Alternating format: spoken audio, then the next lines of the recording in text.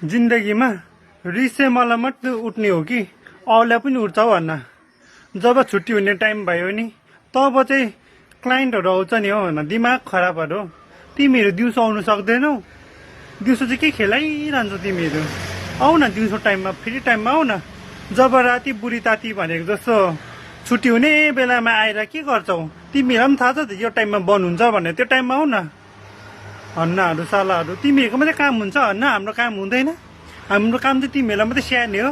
हाम्रो चाहिँ तिमीहरूले स्याहार्नु बाहेक हाम्रो घरमा खाना पकाउनु पर्यो, के गर्नु पर्यो, कति काम हुन्छ।